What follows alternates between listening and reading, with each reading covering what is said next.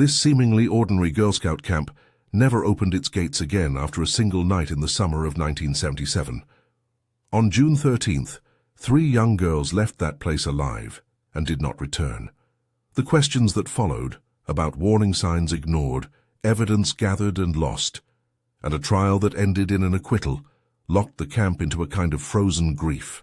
What really happened at Camp Scott that made it shut down for good is a story of an idyllic setting turned dangerous, of a small town split by suspicion, and of scientific limits that would haunt families for decades. If you want deep dives into true crime history, consider subscribing. This is a case that asks more of us than answers. Camp Scott sat deep in the Cookson Hills of northeastern Oklahoma, a property that for decades had been a place parents trusted with their children. The camp wasn't a single lodge on a manicured lawn. It was a scattering of units, wood platforms holding canvas tents, picnic shelters, a mess hall that smelled of coffee and fried breakfasts, trails cut through chestnut and oak, and a shallow creek that glittered in the sunlight. For generations of girls from Tulsa and surrounding towns, a week there meant songs, canoeing, a merit badge earned, and the kind of small, formative independence that summers are meant to give.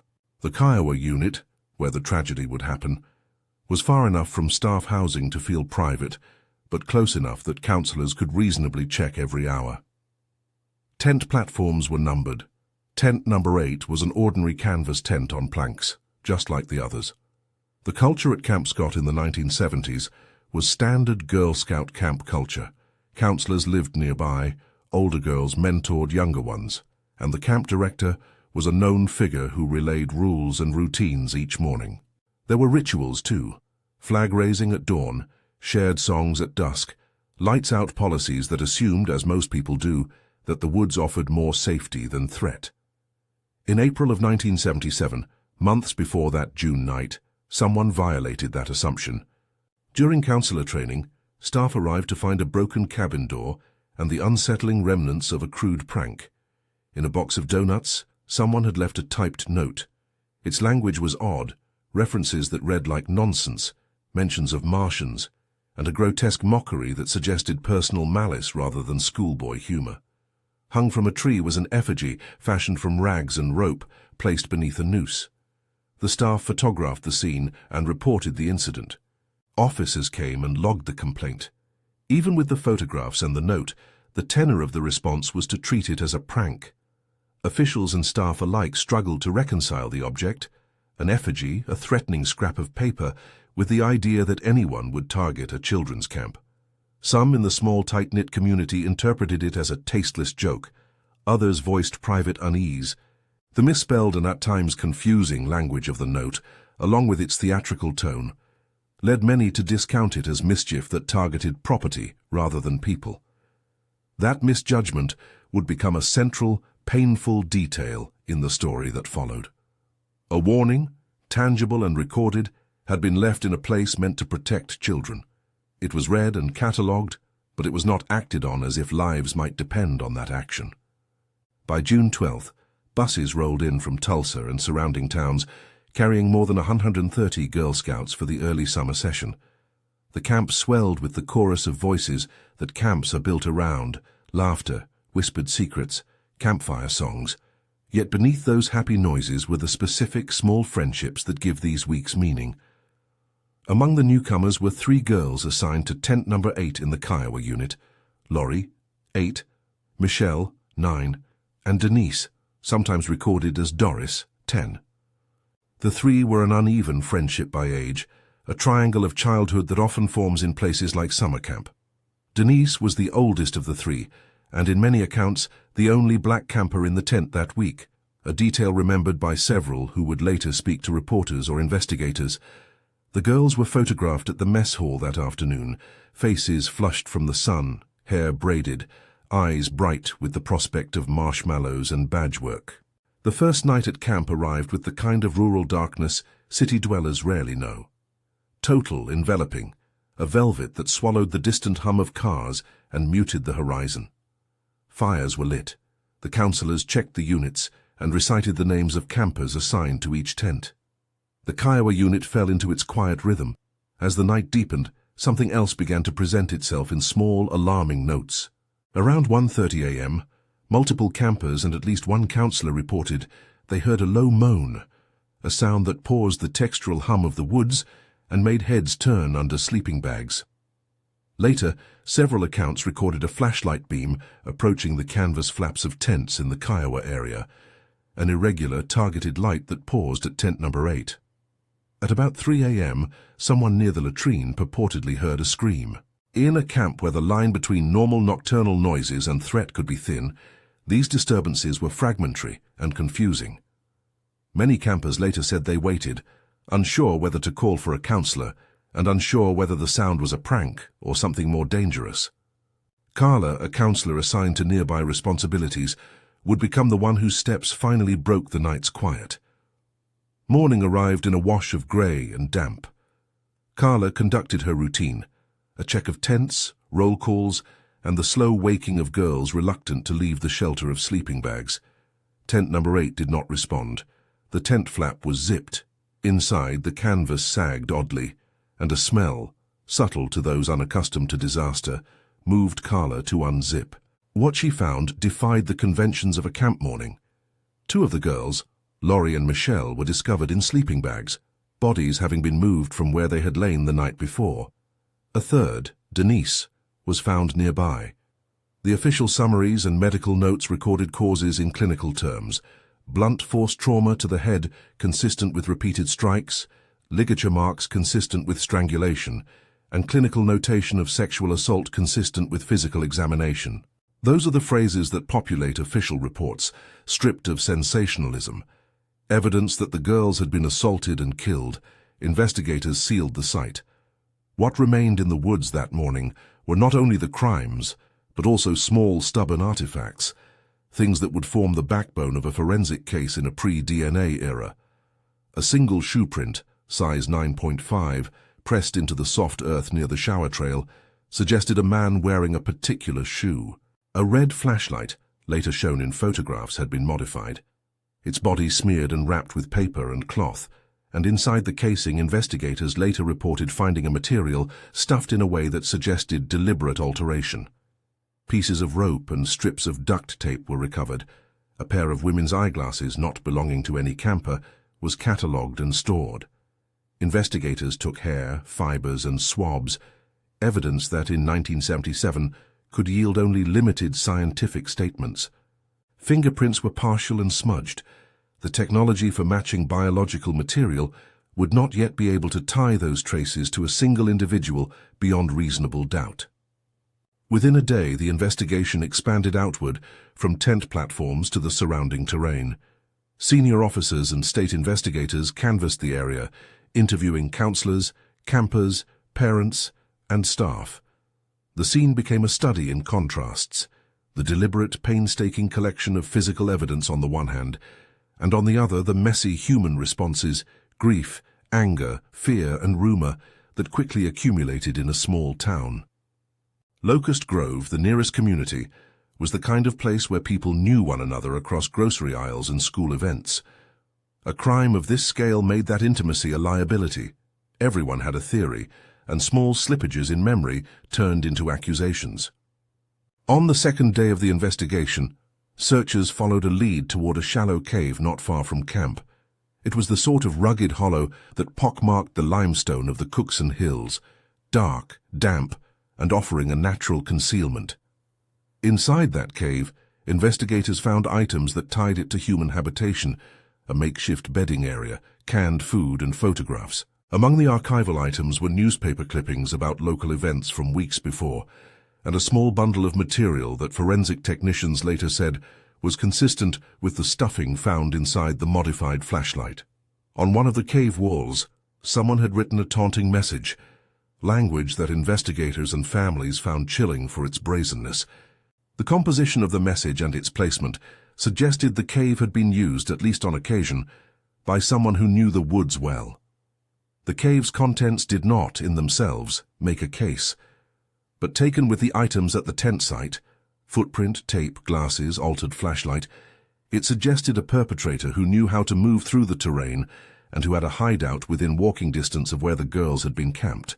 That possibility changed the investigation from the search for a random passing criminal into the search for someone local, someone familiar with paths and nighttime habits. Not long after the cave was catalogued, a theory coalesced within the investigation team. It was a theory built not on a single smoking gun, but on an accumulation of suggestive facts, prior offenses in the area by an individual who matched a certain profile, the presence of a cave with corresponding material, and eyewitness reports over months that, in retrospect, took on new weight. In small-town investigations, familiarity, who knew the woods, who had been seen near the camp at odd hours, becomes a double-edged sword. It offers focused lines of inquiry, yes, but it also narrows attention in ways that can miss alternative explanations. As weeks became months, grief hardened into pressure. Parents demanded answers. Camp staff faced the impossible question of whether a place built to teach independence could be run safely again. Attendance for the following season, already fragile after one headline, collapsed entirely. An administrative decision was made quickly. Camp Scott would not reopen that summer. The camp director, the board and local Girl Scout officials issued statements about a halt. For many, the closure was a temporary pause. For others, families whose daughters would no longer return, it would become a permanent shuttering that marked the town's calendar. Public sentiment was complicated. Leaders and neighbors gathered at school gyms and church basements for meetings. Some volunteers joined search parties that combed the hills for leads. Others turned inward, suspicious of strangers and resentful of police whom they felt were not doing enough. Letters to the press from community members asked hard questions. Why had earlier signs been dismissed? Could the crime have been prevented with different responses in April? Many of those meetings were recorded by local newspapers, which printed headlines that moved from shock to outrage to the steady churn of small-town gossip. Each new angle a distraction from the fact that 3 little girls were gone. Into the vacuum of public inquiry stepped rumor. In a community starved for an explanation, rumor ossified quickly. Names were whispered in barbershops and church basements. Memories of men seen at odd hours or with a reputation for trouble gained new color. Some of these suspicions were rooted in past criminal records. Others grew from nothing more than proximity. Investigators tried to filter credible leads from idle speculation, aware that early missteps could undercut a case months down the line. Among the names that circulated was one that would come to dominate the narrative: Gene Leroy Hart. He was not unknown to local law enforcement. Hart had a history of convictions, burglary, assault, and other offenses that in a small community marked him as someone to watch. He also had a reputation for being a familiar presence in remote areas, known to some hunters and trappers who worked the hills.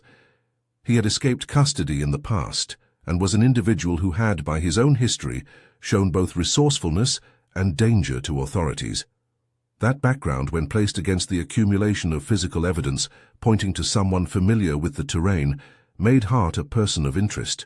But the appearance of a familiar name did not translate directly into proof. Those who knew Hart painted a complex portrait. Some neighbors described him as an awkward figure who kept to himself. Others recalled acts of kindness. Members of his family and some Cherokee community figures publicly challenged the tendency to tie his history to guilt. They argued that prior mistakes did not equate to proof in this case, and warned of the harm done when a person becomes a symbol rather than a suspect. In a community already raw from loss, racial and cultural dynamics threaded through discussions about suspicion. Hart was a member of the Cherokee Nation, and for some locals, his identity complicated the reception of accusations. Some saw the focus on him as confirmation of instinctive beliefs about danger. Others saw it as an example of the very bias that could derail a fair investigation. Investigators, pressed by families and by the magnitude of the crime, continued to gather leads. Detectives interviewed dozens: campers, counselors, parents, and local residents. Forensic teams carefully logged the shoe print, photographed the flashlight and duct tape, and submitted hairs and fibers to labs, though the technology of the time would not allow for the precise genetic linkages we now expect. Yet every piece seemed to point in a cumulative way to a perpetrator who planned, who knew the land and who had access to a hideout several hundred yards from the Kiowa unit. As the months progressed, the hunt widened and then narrowed.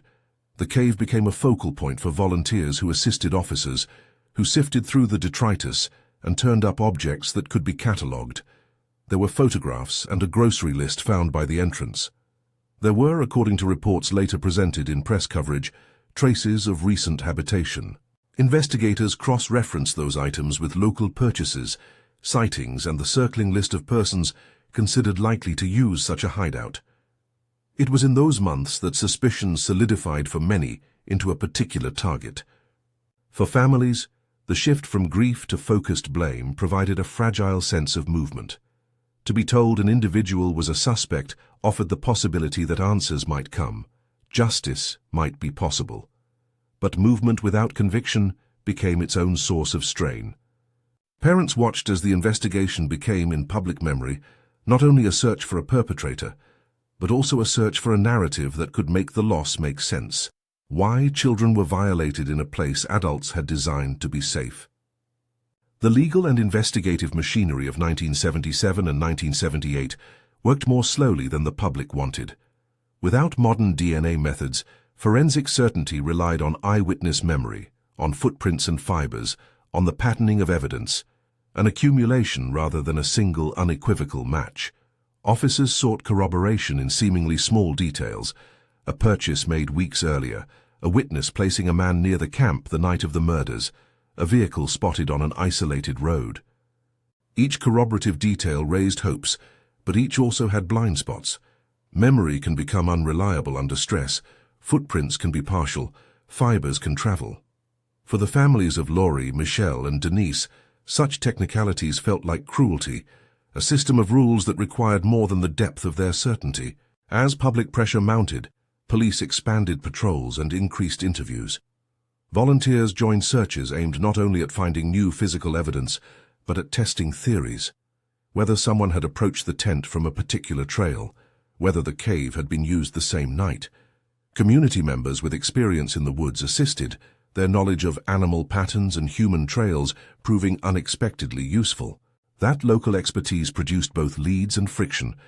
When a longtime hunter contradicted an officer's map of likely paths, tensions rose.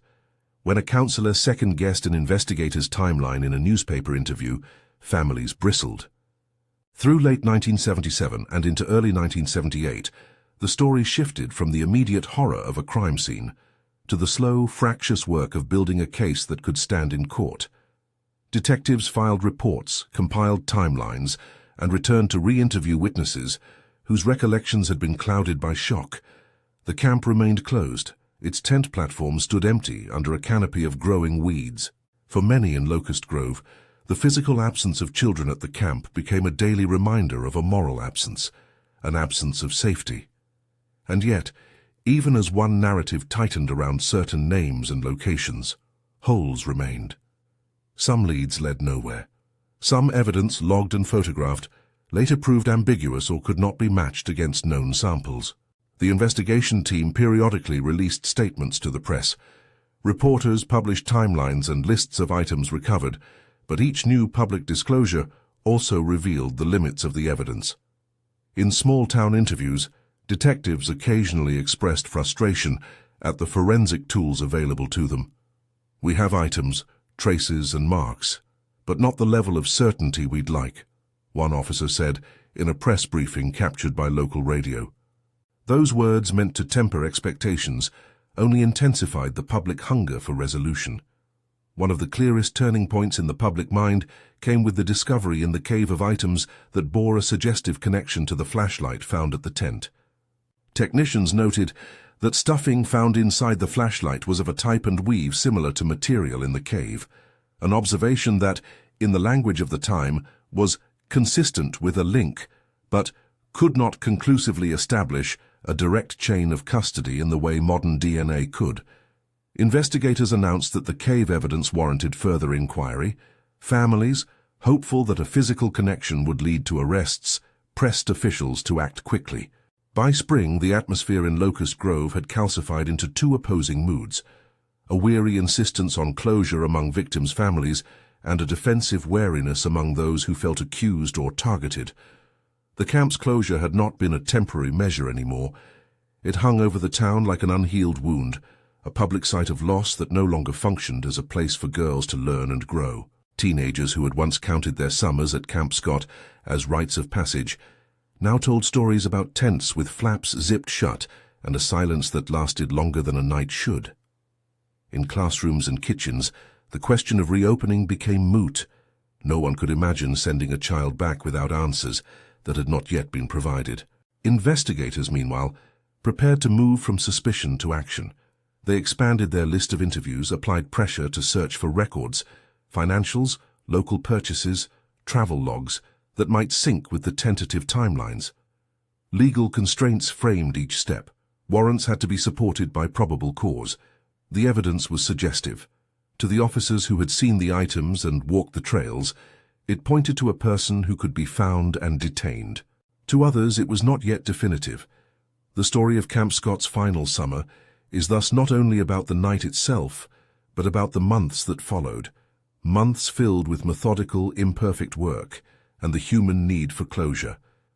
The camp was closed that June, not as an administrative whim but as a response to a rupture no one in the region could imagine remedying quickly. Families wanted a place that could offer the ordinary risks of childhood, not the extraordinary violence that had occurred there. The board of the council confirmed the halt, citing safety concerns and the impossibility of reassuring parents in a climate of suspicion. What remained beyond the sealed tents and the published police reports was a community in which the very idea of trust had been rearranged. People who had been neighbors for decades looked at one another with new caution. Camp alumni who once boasted about their crest now averted their faces from remembrances. And beneath all of that, the missing girls, Laurie, Michelle, Denise, moved through the town's memory as names that anchored grief and drove inquiry. Investigators closed some doors and opened others. They continued to process evidence from the cave and tent sites, and they developed leads that, at the time, seemed promising. Public attention ebbed and flowed as reports came in and then subsided. The legal timeline that would eventually culminate in arrests and courtroom battles had not yet been set in stone. The pieces were there, tangible and photographed and bagged, but their connection to a single person remained an unresolved question, one that would shape the town's life and the future of the camp. As the investigation intensified, the community prepared for confrontations that would test its bonds. Meetings among parents became more frequent. Reporters knocked on doors, and in the quiet of evenings, some residents convened in porches and kitchens to compare the smallest details they could recall. In such conversations, interpretations multiplied. For some, the presence of a modified flashlight and a footprint was proof enough of a local predator's involvement. For others, those items were circumstantial and incomplete. It was in this pressured atmosphere that the decision to pursue specific suspects gathered pace. Detectives compiled a prioritized list based on a combination of factors: criminal history, proximity to camp, known presence in the Cookson Hills, and the accumulation of small suspicious behaviors reported by locals. Jean Leroy Hart appeared on that list, not as a closed case but as an important lead. His past encounters with the law, his familiarity with remote places, and witness accounts placing him in or near the terrain made him a person to be interviewed and possibly tested against the evidence.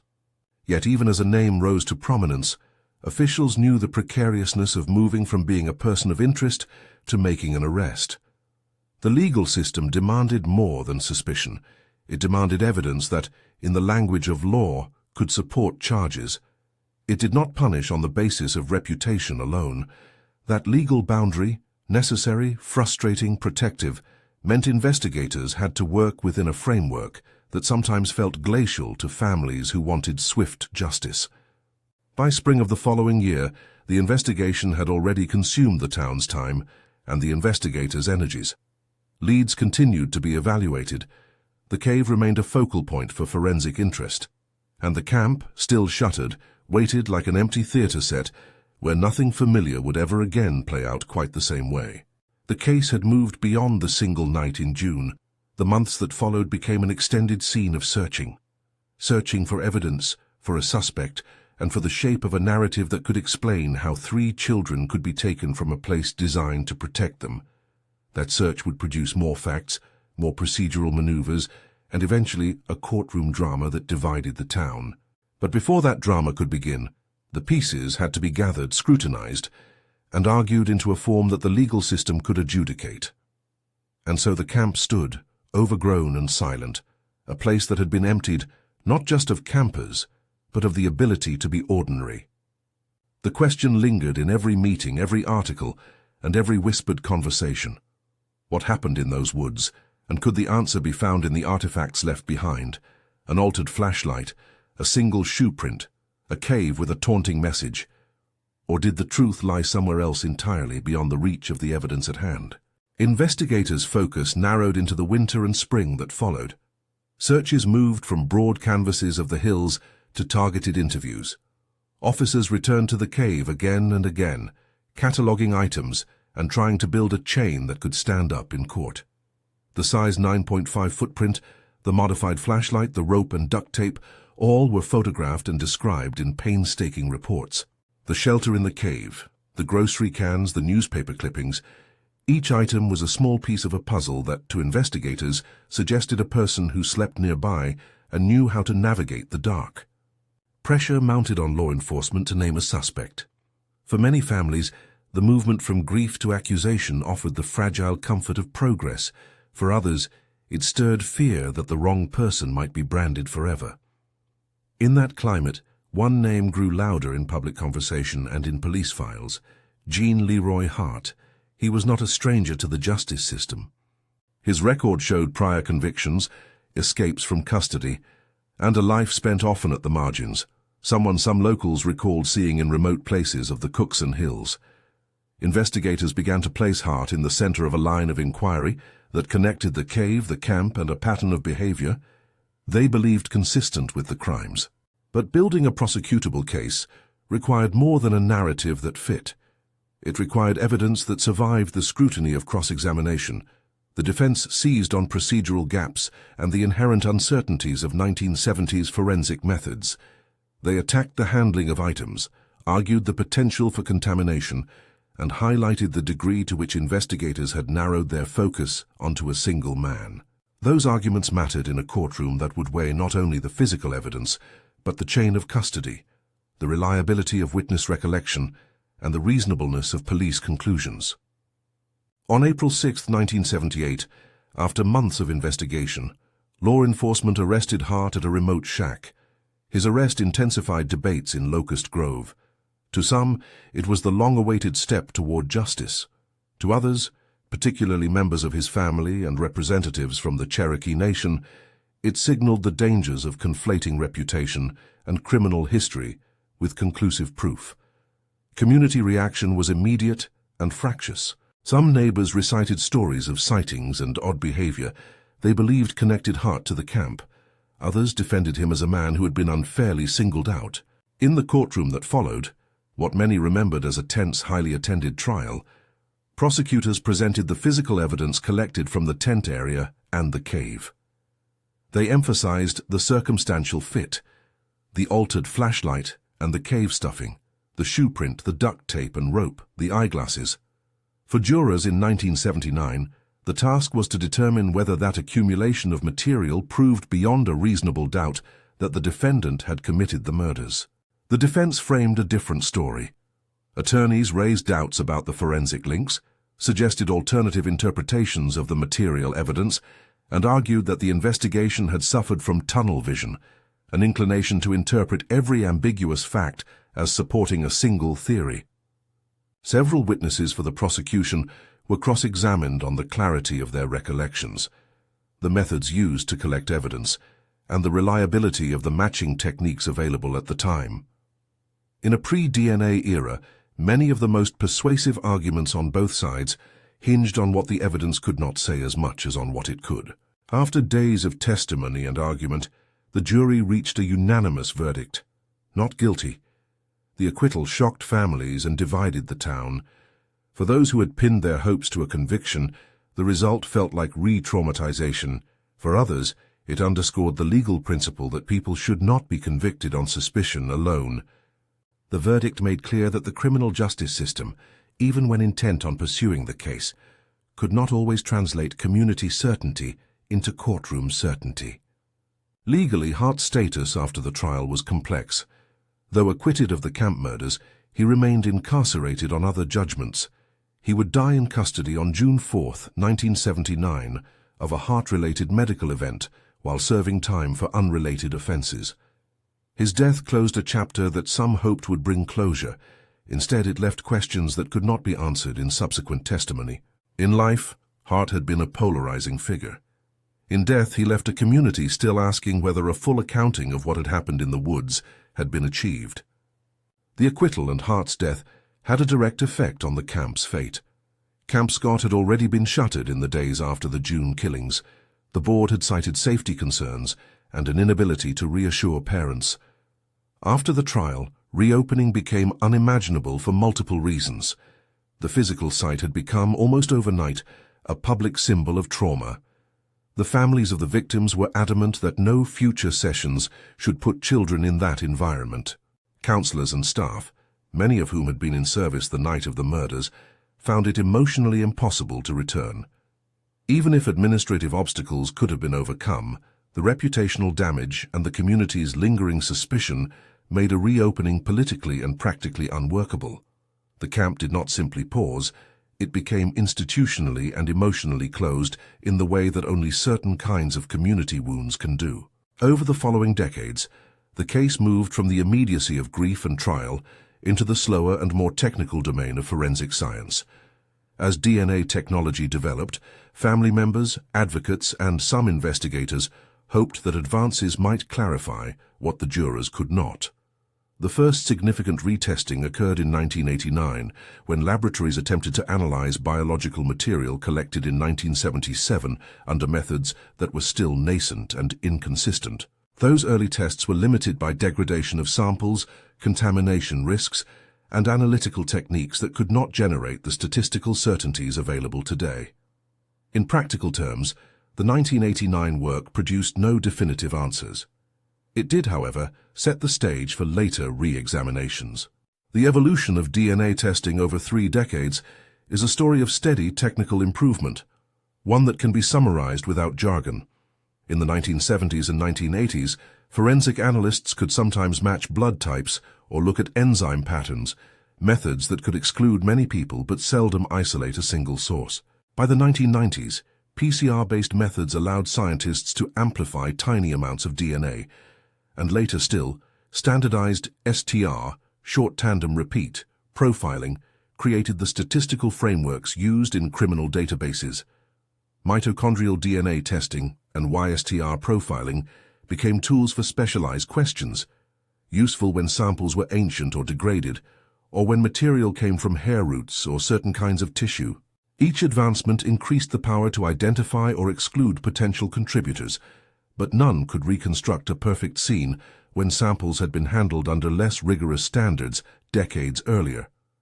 In 2017, spurred by renewed interest and improvements in technology, authorities authorized another round of testing on preserved evidence. These tests used more sensitive methods and compared genetic markers against databases that were unavailable to earlier investigators. Results from this tranche of testing were described by officials as narrowing the field.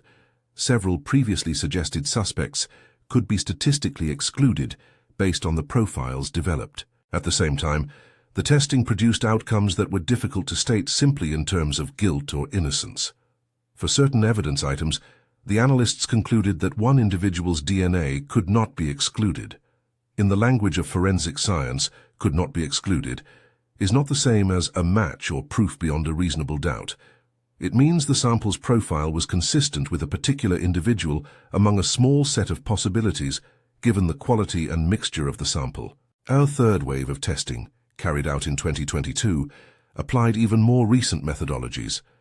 Labs revisited fibers, swabs, and remaining biological material using techniques designed to pass complex mixtures and recover low-level contributors. Their reports again produced a mixed picture. They ruled out additional alternative suspects and, in some respects, increased the statistical likelihood that certain material could have come from an individual of interest. Yet because of sample degradation, the possibility of mixed DNA from multiple people and the passage of time that allowed for potential contamination, the analysts stopped short of issuing a conclusive identification. In public statements, investigators framed the results carefully. The tests narrowed possibilities and left open certain conclusions, but they did not provide the singular, definitive genetic link that would resolve the case in the way a modern, uncontaminated sample might. These scientific nuances matter because they shaped how the community, legal actors, and the victims' families understood the case. For some relatives, the inability to produce an incontrovertible genetic match was unbearable. For others, the exclusion of alternative suspects vindicated long-held beliefs about who was responsible. Scientists and legal experts uniformly advised caution. Decades-old evidence is inherently compromised. Statistical probabilities require careful interpretation. A finding that does not exclude someone does not equate to a legal conviction. Those caveats undercut any neat narrative of finality. The technical arc of testing, 1989, 2017, 2022, also exposed institutional realities. Evidence management in the 1970s did not anticipate the future power of DNA. Some items were not preserved in a manner that supports the most exacting modern analyses.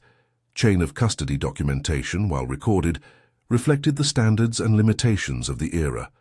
Those gaps, while understandable in historical context, constrained what later science could do. For attorneys and family members, science's promise sometimes felt like a hope deferred. Methods improved, but the physical traces necessary for legal certainty had been eroded by time. Throughout these post-trial years, the community of Locust Grove remained split.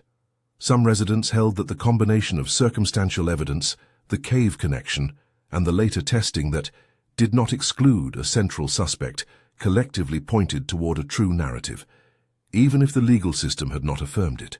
Others emphasized the legal facts, an acquittal, the absence of a conviction for these murders, and the risk of constructing a definitive story on the basis of probabilistic science.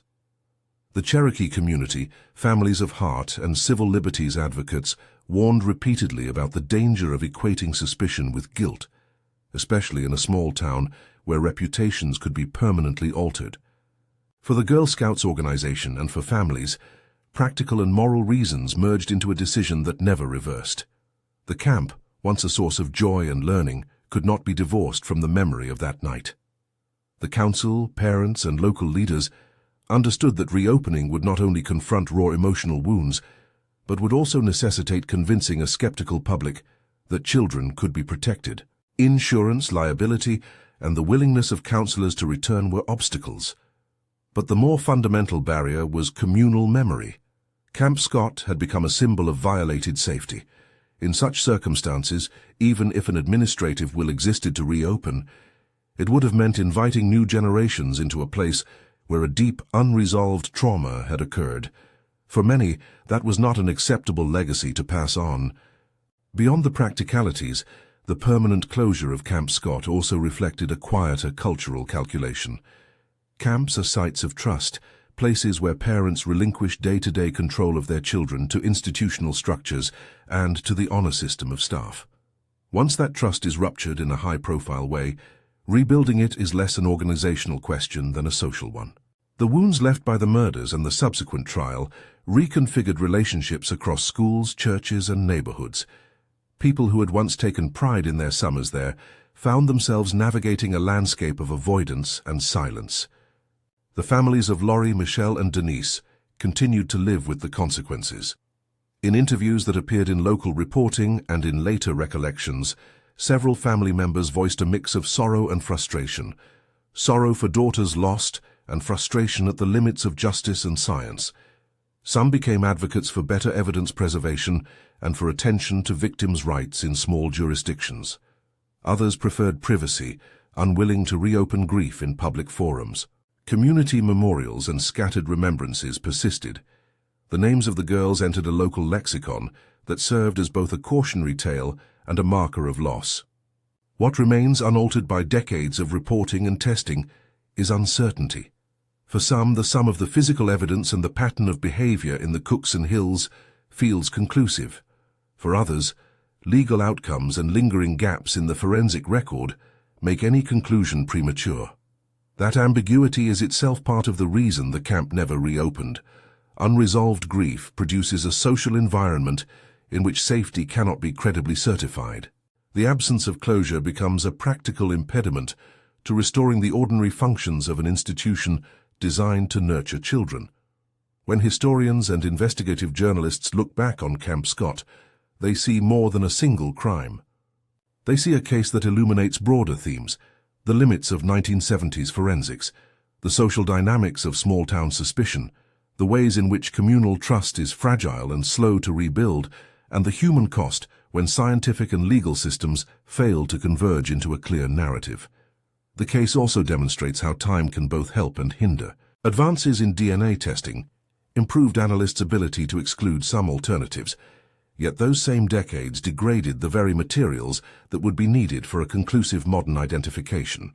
For viewers asking what really happened, the answer remains complex and partial. We can recount the timeline: the threatening break-in in April, the arrival of campers on June 12th, the disturbances during the night, the morning discovery on June 13th, the evidence collected at the tent and in the cave, the months of investigation, the arrest of a man named as a suspect in April 1978, the March 1979 trial that ended in acquittal, Hart's death in 1979 while serving time on other charges, and the later forensic tests in 1989, 2017, and 2022 that narrowed possibilities without producing an incontrovertible identification. Those facts form the spine of the story, but they do not supply the full, singular answer that many seek. Why did the camp shut down for good? The reasons are practical and moral, institutional and emotional. Administratively, the Girl Scouts Council and local leaders faced liability, a depleted staff, and an impossible public relations problem. Emotionally, the community could not imagine sending children back into a place so indelibly associated with harm. Legally and scientifically, the absence of a definitive judicial or forensic resolution meant that reopening would have to happen in the shadow of ongoing doubt, something organizational leaders and parents were unwilling to risk. Finally, and perhaps most importantly, the families of the victims made clear that their experience of the place could not be erased by policy or public statement. Their grief anchored a social decision that outlasted any administrative memo. Camp Scott would remain closed. In the end, Camp Scott's legacy extends beyond its geolocation in the Cookson Hills. It is a lesson in how communities manage grief and uncertainty, and in how legal and scientific systems can both promise answers and fall short. It is a reminder that places are shaped as much by events as by memory. A picnic shelter and a mess hall become different once a violent night redefines their meaning. And it is a caution about the limits of our most advanced technologies when confronted with the practical realities of degraded evidence and decades-old investigations. If you want to explore this case further, primary sources can add layers of detail: local newspapers from June 1977, trial transcripts from 1979, official forensic reports from the 1989, 2017, and 2022 testing rounds, and press conference recordings archived by state agencies. Those documents provide the raw material that journalists and historians use to piece together timelines and evaluate claims. For a deeper dive, court records and archived radio and newspaper coverage are particularly informative. They show not only what was presented as evidence, but how the community spoke about the event in real time. This camp never reopened because the mixture of trauma, practical obstacles, legal ambiguity, and the limits of science left a wound that could not reasonably be healed by policy alone. The story of Camp Scott is less a closed file than a continuing conversation about safety, memory, and the cost of unresolved violence.